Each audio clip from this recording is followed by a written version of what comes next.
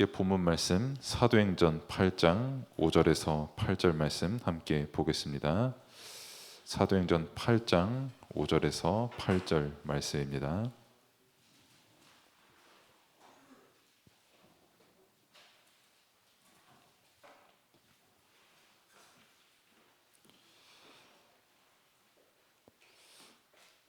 함께 합독하겠습니다. 빌립이 사마리아 성에 내려가 그리스도를 백성에게 전파하니 무리가 빌립의 말도 듣고 행하는 표적도 보고 한 마음으로 그가 하는 말을 따르더라. 많은 사람에게 붙었던 더러운 귀신들이 크게 소리를 지르며 나가고 또 많은 중풍병자와 못 걷는 사람이 나으니 그 성에 큰 기쁨이 있더라. 아멘.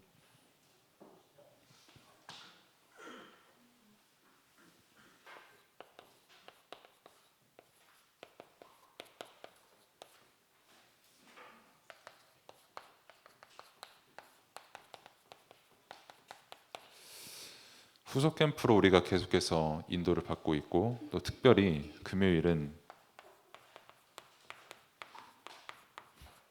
개인 복음화의 언약을 확인하는 시간, 또 특별히 금요 치유 집중 기도회기에 개인 치유의 응답을 말씀을 통해서 함께 확인해야겠습니다. 보통 치유다 이렇게 하면은 오늘 본문의 말씀을 읽을 때 7절을 보통 응답이다 이렇게 생각을 합니다. 7절은 함께 읽었던 것처럼 더러운 귀신들이 크게 소리를 지르며 나갔다. 그리고 많은 중풍병자와 못 걷는 사람이 나았다. 이런 부분을 우리가 치유의 응답이란 이런 것이구나 이렇게 생각할 수도 있고, 또 주님께서 역사하신 부분이기 때문에 치유의 응답이 맞습니다. 그런데 이 일에 앞서 우리에게 진짜 응답이란 무엇이고, 하나님께서 우리에게 먼저 은혜로 주신 그리고 요구하신 것이 무엇입니까? 라고 했을 때 6절입니다. 6절을 보면 무리가 빌립의 말을 들었다. 그리고 한 마음으로 그가 하는 말을 따랐다. 이렇게 되어 있습니다. 그러면은 빌립이 했던 말이 무엇입니까? 라고 하는 그 답은 5절에 나와 있습니다. 다른 거 안전하고 그리스도를 백성에 전파했다라는 그 말씀의 기록만 남아 있습니다. 한마디로 언제 사람들이 우리가 흔히 말하는 치유라고 하는 그 응답을 확인했습니까? 라고 했을 때 뭔가 굉장히 열심히 노력을 하고 대단한 믿음을 가졌을 때 그 응답을 보았다 이것이 아니라 예수 그리스도 그 복음의 말씀에 한 마음이 되었을 때 하나님께서 행하시는 치유의 역사가 일어났고, 중요한 8절 큰 기쁨이 있었다 이렇게 되어 있습니다. 그러면은 이 캠프를 통해서 하나님께서 정말 원하시는 게 뭐겠습니까? 라고 했을 때 예수 그리스도 말씀 앞에 한 마음이 되는 겁니다. 팀도 마찬가지고 개인도 마찬가지고 함께 가는 현장에서도 마찬가지고 교회에서도 마찬가지로 하나님께서 원하시는 것은 선포되는 강단 말씀, 성경 66권의 말씀, 이 말씀 안에서 한 마음이 되는 것을 하나님께서 원하시는 겁니다. 그것을 쉬운 단어다라고 하기엔 좀 그렇습니다만은 우리가 표현을 하는 것이 이제 원네스입니다. 복음 안에서 한 마음이 되는 것. 복음 안에서 정말 말씀에 충만하면 다른 생각을 할 이유가 없습니다. 배경도 다르고 서로 기질도 다르고 여러 가지가 다르지만 말씀은 변하지 않거든요. 사람이 다르고 환경도 다르고 시간도 다르지만 말씀은 변하지 않습니다. 그 변하지 않는 말씀을 붙잡을 때 더 정확히는 그리스도 안에서 한 마음이 되는 그 응답이 회복이 되는 것입니다. 그리고 그 원네스의 응답이 이루어질 때 세상에 주지 못하는 큰 기쁨이 그 성에 임했던 것처럼 우리 교회에 임하는 것이고, 나 한 사람, 캠프의 나의 한 팀에 임하는 것인 줄로 믿습니다.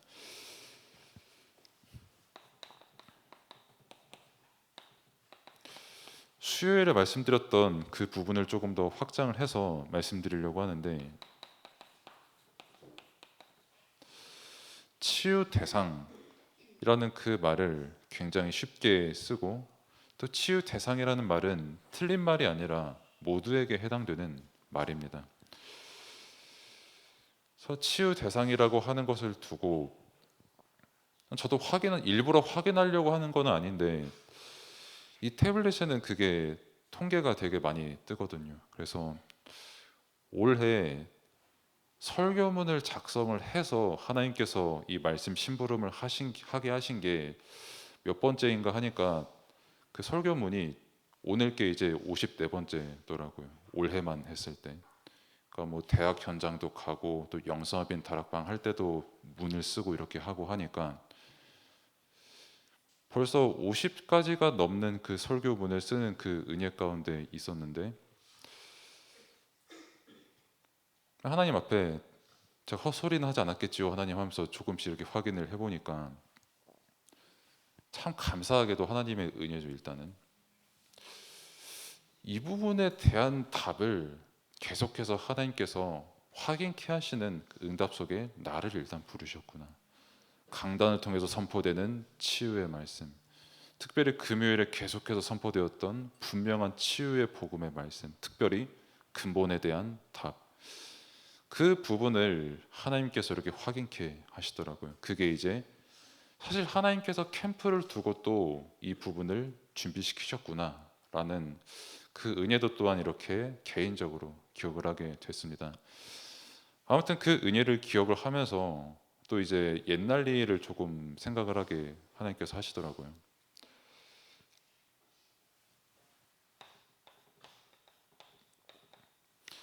예전에 어떤 분이 그 간증을 여러 차례 하신 적이 있었습니다. 제가 조금 한 6년 전이었던 것 같습니다. 본인은 언약 기도문, 그러니까 지금 말할 것 같으면 뭐 777 기도문이 되겠죠. 그때 당시에는 언약 기도문이었습니다. 지금으로 말하면 그리고 777 기도문을 빡세게 외우고 또 하루에 뭐 한 5번씩 하니까 자신의 비형 간염이 완전히 회복이 되었다라는 그 간증을 하셨던 분이 계셨어요. 근데 실제로 그게 불치병이었나 봐요. 저는 간염을 걸려본 적이 없어서 잘 모릅니다. 근데 그 비형 간염이라고 하는 것이 굉장히 잘 안 낫는 거였는데, 그 기도문을 굉장히 뭐 오장육부 치유해 주시는 그 기도문 다 있었지 않습니까? 그 기도를 하다 보니까 간염이 회복이 되었다. 그리고 그 다음에 하시는 말씀이, 혹 간염이 있으신 분들은 그 기도를 안 해서 그렇다.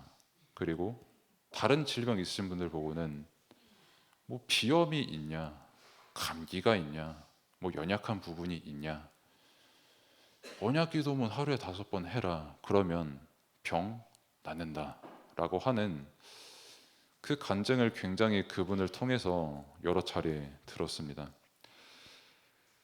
그러면은 이제 생각을 해볼 수 있는 것이, 병 나으려고 기도합니까? 라고 했을 때 정확히는 아니죠. 오늘 주신 말씀처럼 내가 왜 예수 그리스도를 믿어야만 하는가? 그리고 지금 누가 나와 함께 하시는가? 말씀 붙잡으면 기도할 수밖에 없거든요. 하나님과 소통하는 그 존재라는 그 정체성이 내게 분명히 있으면 말씀을 통해서 하나님 생각하는 게 너무 행복하고, 절대 불가능해 나 자신을 보지만 그 속에서 성취되는 그 말씀과 은혜 충만한 그 말씀을 믿을 때마다 그 말씀으로 하나님과 소통하는 게 너무 감사하고 행복한 게 기도 아닙니까? 그러면 이제 뭐 언약 기도문, 그러니까 치료 받으려고 이제 언약 기도문 외운다, 그게 기도의 본질은 당연히 아닙니다. 그래서 간증에 조금 조심을 해야 되는 게 있는가라고 했을 때,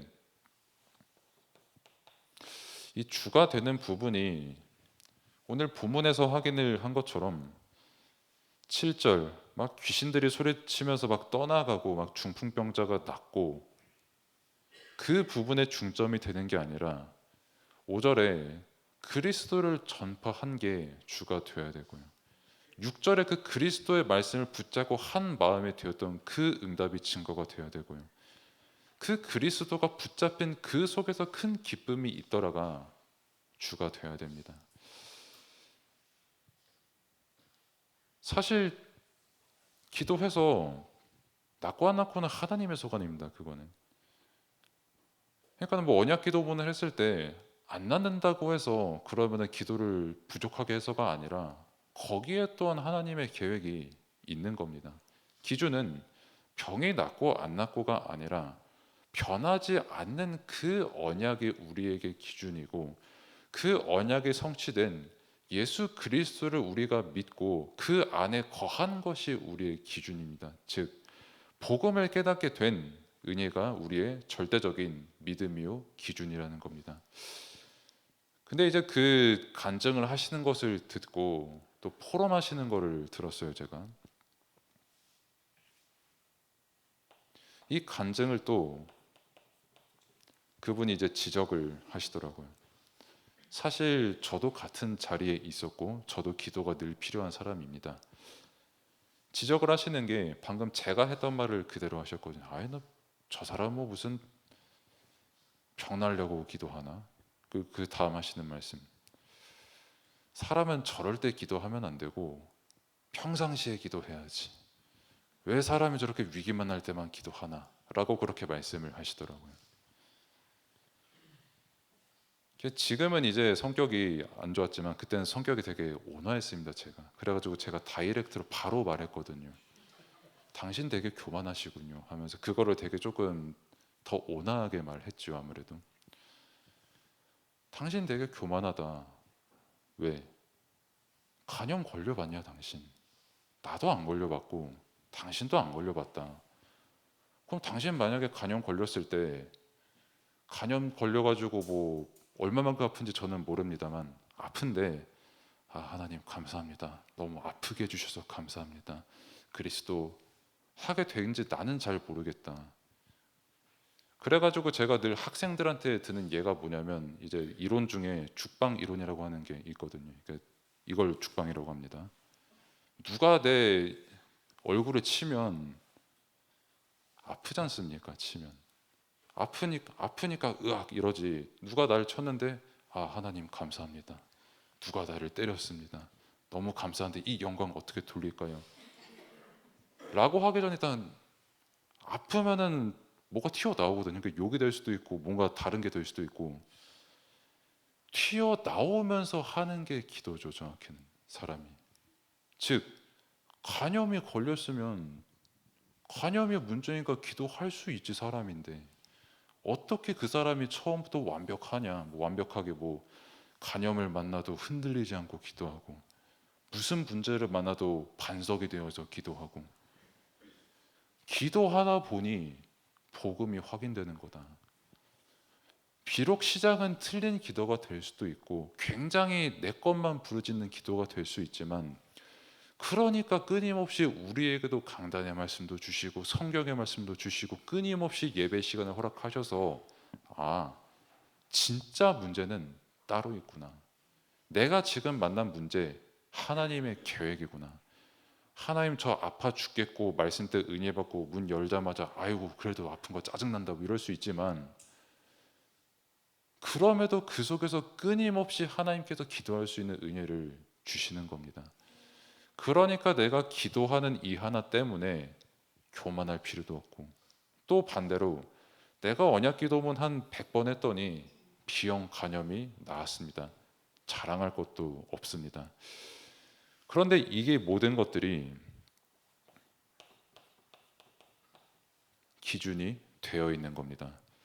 그래서 이제 치유 대상자라고 내가 여기는 사람을 볼 때마다 너 그거 기도 안 해서 그래. 혹은 흔들리지 말고 무조건 똑바로 기도해. 자기는 죽겠는데. 그리고 꼭 그렇게 말하는 본인도 막상 문제 만나면 어떻게 될지 장담할 수 없습니다. 제가 그렇습니다. 일단 그 맨날 집에 나서기 전에 이제 아들 보고 이제 뭐 성령 충만부터 해가지고 1분 정도 이렇게 쭉 축복해주고 기도해주고 나오고, 가서도 이제 자면은 조용히 기도하고, 자야 되는데 혹시나 안 자면은 같이 축복해주고 이렇게 하는데, 신생아 조금 넘었을 때 이제 한번 제가 이렇게 달래다가 달래는 저에 심취해가지고 막 엄청 크게 흔들었던 적이 있었거든요. 근데 이게 신생아 때는 뇌가 흔들리면 안 되지 않습니까? 순간 너무 우울해지는 거예요. 내가 아기를 너무 뇌를 흔들어 버렸네 하면서. 안 나옵니다 이거. 하나님 아들 살려주세요. 이 고백이 이렇게 되더라고 솔직히 사람이. 그러면서 우리 아들 주인 하나님이시, 이렇게 묵상이 들어가지는 거지. 그러니까 뭘 말씀드리고 싶냐면, 내가 경험한 거 혹은 내가 생각하기에 무조건 정답인 것, 자칫하면 나의 것이 기준이 되어서 치유 대상자한테 답을 주려고 할 수가 있습니다. 그래서 우리가 기억해야 될 것은 오늘 읽은 8장 5절의 말씀처럼, 이 사람에게 진짜 기쁨이 되는 것은 그리스도의 말씀이 증거될 때, 그리고 이게 진짜 믿음이 될 때 기쁨이 임하는 것입니다. 먼저 이 사실을 우리가 확신하고 치유 대상자를 위해서 기도하고 사역하는 우리의 믿음이 되기를 축복합니다. 그러면 개인 치유라고 했는데,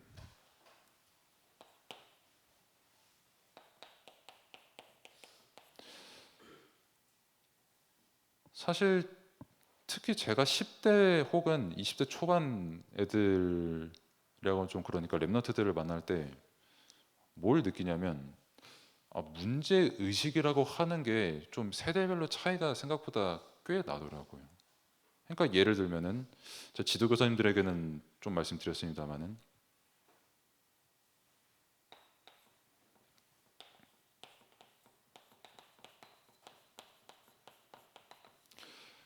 하나님을 떠났다라고 하는 이 사실만큼, 이 사실이 사실 문제의 근원입니다.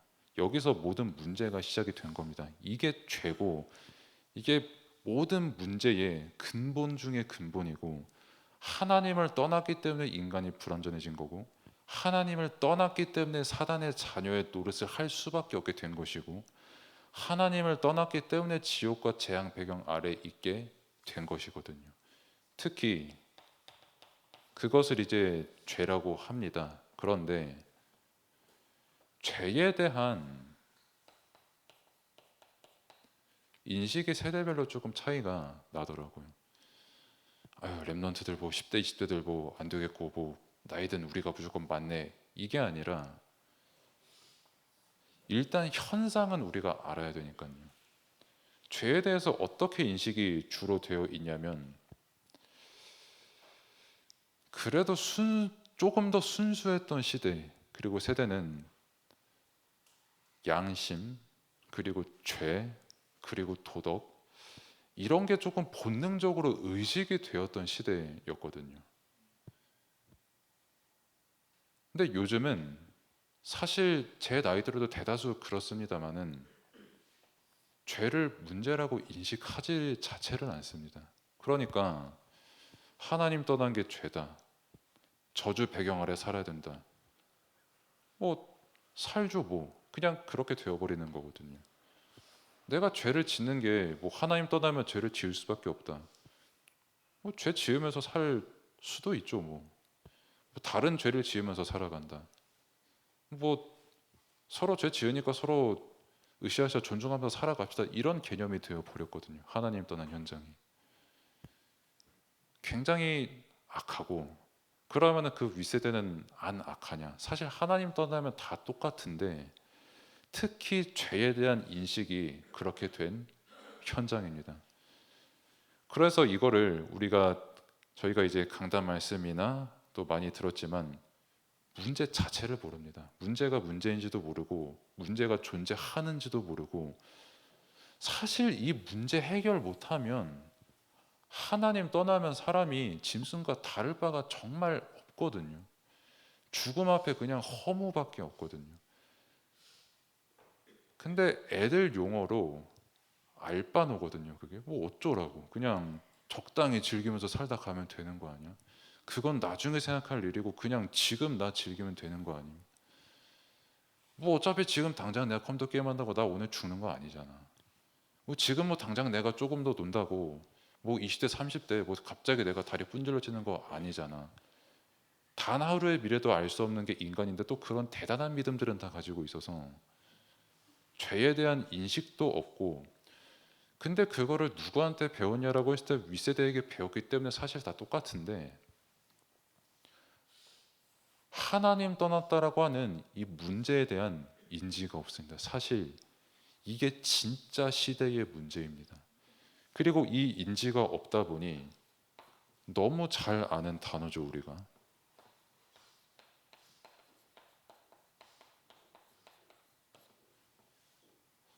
영적 문제가 판을 치고 있는데 그거를 아예 확인을 못하고 문제라고 생각을 안 하는 시대가 됐습니다.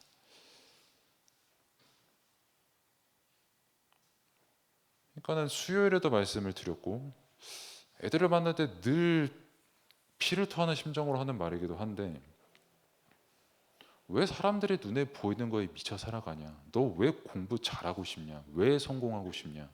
왜 돈 벌고 싶냐? 그럼 그거 실제 이룬 사람들이 지금 어떻게 살아가냐? 그럼 사람이 영이라는 게 없다고 할 때에 저 공원에 돌아다니는 뭐 예를 들면 골든 리트리버 저 강아지랑 다를 게 뭐냐 니가라고 했을 때 답 없거든요. 근데 그 또한 어쩌라고인 겁니다. 영적 문제 뭐 조금 뭐 예를 들어서 뭐 흑암에 시달린다, 뭐 찬양 한두 곡 들으면 너 괜찮아지니까 뭐 그렇게 살지 뭐 다시, 내가 조금 삶이 운명 가운데 잡혀서 어렵다, 뭐 나는 원래 이 정도 되는 사람이야라고 그게 문제조차 문제인 거를 인지조차 못하고 살아가거든요. 그리고 이 두 가지가 현장에서 계속 열매 맺는 겁니다. 성공한 사람은 성공한 대로, 뭐 세상에서 세상이 말하길 실패한 사람은 실패한 대로, 유명한 사람은 유명한 대로, 인정 못 받는 사람은 인정 못 받는 대로 현장에서 하나님 떠나서 영적 문제에 시달려서 신음하고 있는 저 현장인데, 그 원인을 못 보는 그런 현장에 지금 우리가 살아가고 있거든요. 그럼 이 현장에 미래라는 것은 어떻겠습니까? 라고 했을 때 역사는 기원 전부터 우리가 조금 더 기술이 발달이 되고 공부를 열심히 하면 미래가 나아질 거야 라고 소망을 했지만, 지금 시대까지 정말 미래가 나아졌던 적은 단 한 번도 없습니다.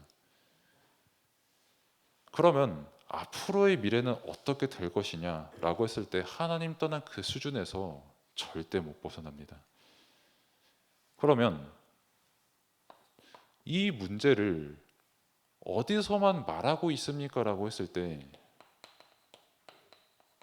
성경에서만 우리에게 증거하고 있는 것이고요.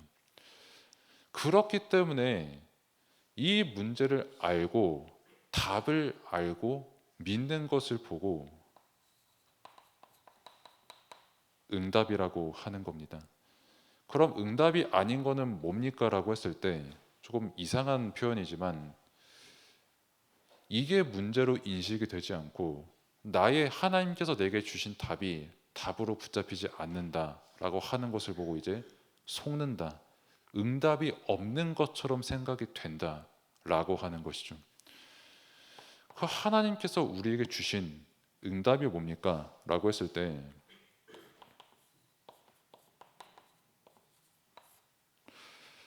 성삼위 하나님에 대한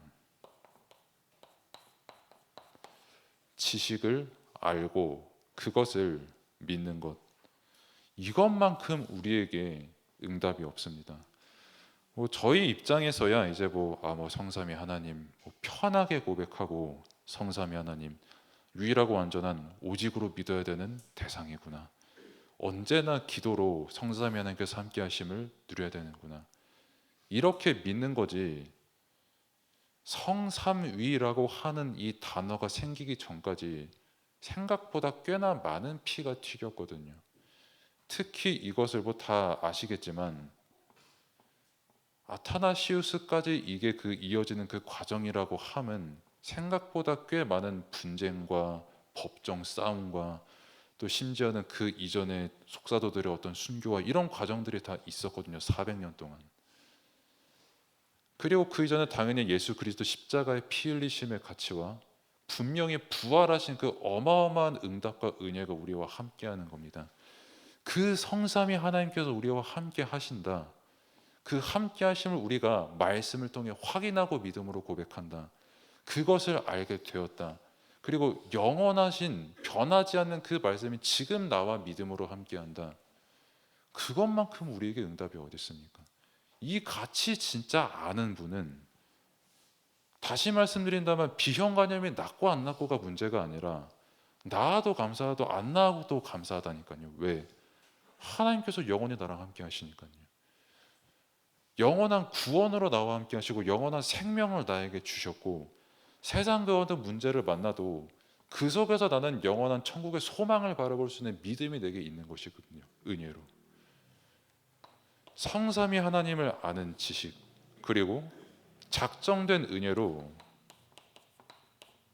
우리가 다른 지식이 아니라 예수를 그리스도라고 고백하게 된 그 복음의 은혜가 우리에게 임한 겁니다. 그것을 보고 우리는 응답이라고 하는 거고요. 그리고 아까 본문에서 계속 말씀을 드렸던 것처럼 복음 안에서 우리는 성령께서 내주하시는 성전의 응답으로 우리가 인도받고, 또한 그 성전이 연합하여 함께 교회의 응답을 이루게 됐습니다. 사람은 다르고 또 배경은 다르지만 진리의 영 가운데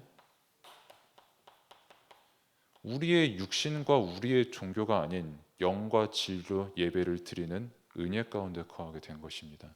하나님과 교통하고 하나님께 영광 드리고, 요한복음 4장 24절입니다.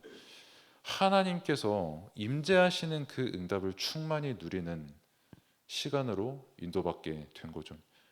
성삼위 하나님께서 지금 함께 하신다. 그것을 임재라고 하지 않습니까? 그리고 또한 서로 연합의 응답을 누리면서 데살로니가전서 3장 10절의 말씀처럼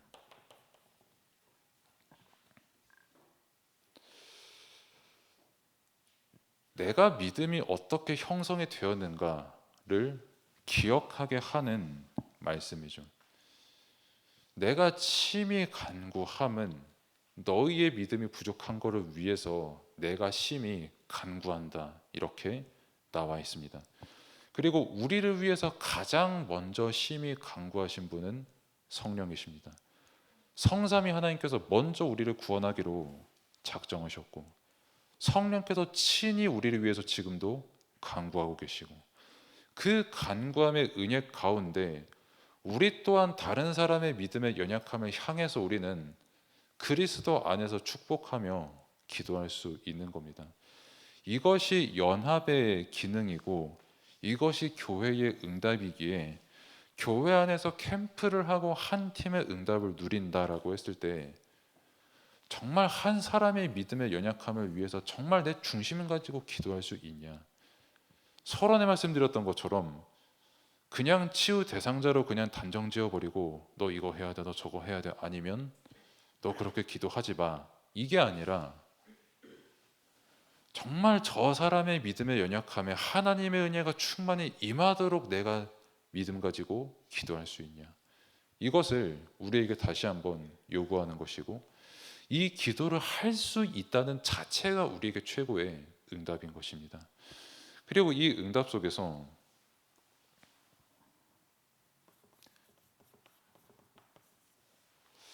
또 빌레몬서 1장 6절의 말씀까지 함께 연결해서 보면 믿음의 교제가 선을 알게 한다라고 말씀을 했거든요. 또 그 믿음의 교제를 통해서 그리스도께 이르게 한다라고 또 말씀을 했습니다. 그리고 빌레몬서는 다들 잘 아시다시피 도둑놈 된 종 오네시모와 주인 된 빌레몬의 관계를 두고 바울이 서신을 쓴 거거든요. 말씀 붙잡고 서로 믿음의 교제를 하는 그 응답은 그리스도께 이르는 그 응답으로 우리가 인도받게 되는 겁니다. 그래서 뭐 단순히 뭐 서로 친해져라, 뭐 아니면 서로 마음을 터 놓아 봐라, 서로 힐링해라, 이게 이 차원이 아니라 사도행전 2장을 통해서도 제가 말씀을 드렸고 또 빌레몬서 1장 6절에서도 우리에게 증거하는 것처럼 서로 문제를 보고 서로 치유받아야 될 부분을 보고 함께 말씀을 나누며 기도하는 것, 서로 진짜 예수가 그리스도라고 하는 그 당위성, 필연성, 절대성을 계속 확인하는 것, 서로 복음으로 답을 붙잡고 답을 주는 것, 그 시간이 한 사람이 완전히 그리스도께로 이르는 그 응답의 시간표로 인도받는 것이고, 나아가서 한 팀이 어느 현장에서든 사람과 문제에 휘둘리는 것이 아니라 어디서든 사람 문제에 휘둘리는 것 상관없이 그리스도께만 이르는 그 여정을 가게 되는 겁니다. 이 응답을 이미 우리가 받았으니 캠프의 시간표에 함께 확인하고 누리는 시간 되기를 축복합니다. 그리고 우리를 팀의 응답 가운데 인도하셨습니다. 사실 팀이 구성이 되고 팀이 함께 하기 전에 먼저 우리와 누가 함께 하셨습니까? 라고 했을 때 처음부터 성삼위 하나님께서 우리와 함께 하셨고, 마태복음 28장 18절에서 20절의 말씀처럼 하늘과 땅의 권세를 가지고 영원토록 우리와 함께 하신다라고 약속하셨습니다. 처음부터 함께 하시고 영원토록 함께 하시고 하늘과 땅의 권세를 가지고 지금 우리와 함께 하십니다. 이 사실이 믿음이 되어서 말씀이 팀 안에서 선포가 돼야 되는 것입니다. 그래서 서론 이 부분을 두고 조금 더 말씀을 드리면, 야고보서 3장 1절에서 2절 말씀을 이렇게 쭉 보면, 쉽게 말하면 선생 노릇 좀 하지 마라, 네가 선생 되려고 하지 마라, 풀어 말하면 가르치려고만 들지 마라, 이 말 뜻이거든요. 그리고 특히 2절에 보면은 내가 온전한 사람이 아니다, 가르치는 사람들 다 온전한 사람이 아니고 그냥 말 그대로 그런 식으로 가면은 온 몸에 굴레를 씌우는 것과 같다, 이렇게 말씀이 쭉 나옵니다. 두 가지로 해석할 수가 있습니다. 가르치려고 들지 마라, 그리고 또 한 가지는 실수가 있는 자입니다. 즉 가르치는 사람의 말꼬투리 잡지 마라, 이 두 가지입니다.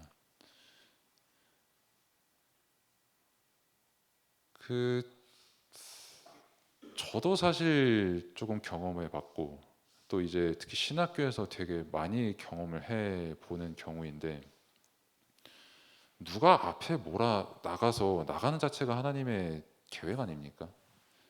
근데 뭐 저도 사실 그렇긴 한데, 그 어느 누가 나가도 단에서는 그 말을 가지고 반드시 하나 이상 꼬투리 잡는 사람이 있거든요. 진짜 옆에서 뒤통수 한 대 치고 싶을 만큼 꼬투리 잡거든요. 저분 심지어는 아니 경상도 뿐이면 사투리 쓰는 게 당연한 거지, 왜 사투리를 저렇게 쓰지? 그거를 왜 꼬투리 잡는지 저는 모르겠거든요. 근데 잡아요, 하여튼. 근데 그거에 시험에 든다고 하시니 전 또한 그것 또한 기도의 제목이지 무조건 비난할 건 아니고. 근데 좌우지간 말 가지고 꼬투리 잡지 마라, 말씀 전하는 자 보고. 또 반대로 가르치는 사람 보고는 네 멋대로만 막 가르치지도 마라, 그 두 가지 의미가 담긴 말씀입니다. 그래서 제가 대학생들과 중고등학생 학생들한테 아까 그 죽방 때리는 이론과 더불어서 좀 저급해서 죄송합니다. 또 한 가지 이론은 제가 늘 말하는 게 이제 우사인 볼트 이론이라는 게 있거든요. 그러니까 그분이 이제 8조 때 9조 때 막 이렇게 100m를 이렇게 뛰지 않으십니까? 근데 제가 만약에 100m를 이제 9초에 뛰는 사람인데 제 앞에 있는 그 중고등학생 보고 너 지금 당장 100m 9초 만에 뛰어라 라고 하면 저는 잘 뛰는 사람이지만 잘 가르치는 사람은 아니겠죠. 얘가 15초 뛸 수 있는 친구면 일단 15초 뛰는 그거를 가지고 14초를 만들든 격려를 하든 맞는 달란트를 새로 찾아주든 이렇게 해야 되는데 너는 왜 9초 만에 못 뛰어? 다른 옆에 있는 친구 보고 너도 9초 만에 못 뛰네.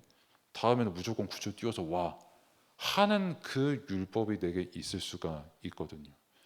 그걸로 소위 말해 팀장이 팀원을 조질 수가 있고요. 반대로 팀원은 팀장이 아유 저렇게 말하네 율법주의자 하면서 팀장을 또 꼬투리 잡을 수가 있습니다. 팀이 그거 하지 말고 받은 응답 일단 충만히 누리라는 겁니다. 그래서 야고보서 3장 9절에 보면 10절까지 이렇게 쭉 있는데 사람을 죽이는 게 뭐냐? 혀다 혀. 사람의 말로 사람을 죽인다. 참 10절에 재미있는 표현이 나오는데 사람이 입은 하나인데 한 입 가지고 찬송도 하고 한 입 가지고 사람도 죽인다. 분명히 한 입 같은 입이면 같은 말만 나와야 되는데 찬양과 저주를 동시에 한다. 이게 맞는 거냐라고 야고보가 그렇게 말을 하는 9절이 이제 10절입니다. 근데 그렇게 안 하려고 해도 또 그렇게 할 수밖에 없는 게 사람이거든요. 그러니까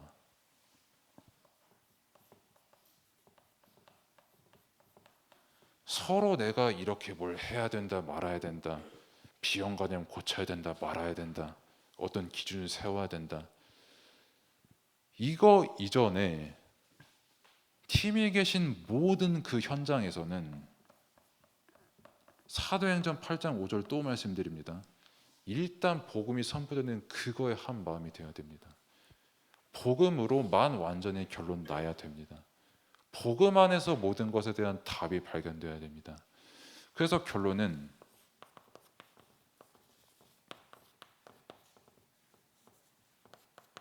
그래야 지속이 됩니다.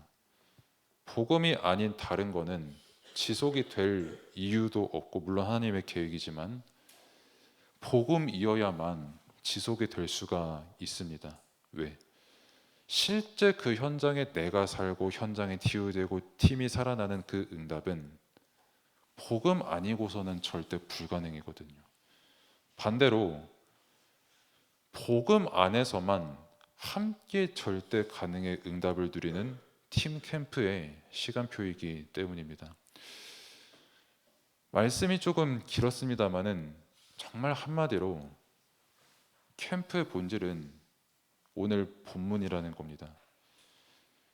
7절을 목적으로 뭐 귀신이 떠나가고 뭐 중풍병자가 낫고 이거를 위한 캠프가 아니라 그저 복음에 감사하고 복음을 증거하는 캠프입니다. 그러니 7절의 역사도 일어났고 더 중요한 복음이 증거된 그 속에서 큰 기쁨이 회복된 것입니다. 그래서 계속되는 캠프의 시간표가 우리에게 정말 큰 기쁨이 되는 시간표가 되기를 축복합니다. 기도하겠습니다. 하나님 감사합니다. 캠프의 모든 시간표를 통해서 또 시간들을 통해서 우리의 틀이 완전히 깨지고 나의 율법이 깨지고 나의 수준이 깨지고 그러면서도 복음으로 충만해지는 그런 시간이 되기를 원합니다. 그러나 하나님께서 나의 과거를 허락하신 것을 또한 무시하는 것이 아니라 나의 틀이 형성된 것을 무시하는 것이 아니라 복음 안에서 나의 과거가 살아나고 복음 안에서 우리의 팀원이 살아나고 복음 안에서 모든 것이 살아나는 최고의 캠프의 응답을 함께 누리는 시간이 될 수 있도록 하나님께서 인도하시고 모든 것에 역사하여 주옵소서. 예수 그리스도의 이름으로 기도드립니다. 아멘. 이제는 우리를 구원하신 우리 구주 예수 그리스도의 은혜와 하나님의 무한하신 사랑하심과 성령님의 내주인도 역사 충만하심이 함께 예배드린 모든 성도 또 현장 위에 또 렘넌트 위에 이제로부터 영원까지 항상 함께 계실지어다. 아멘.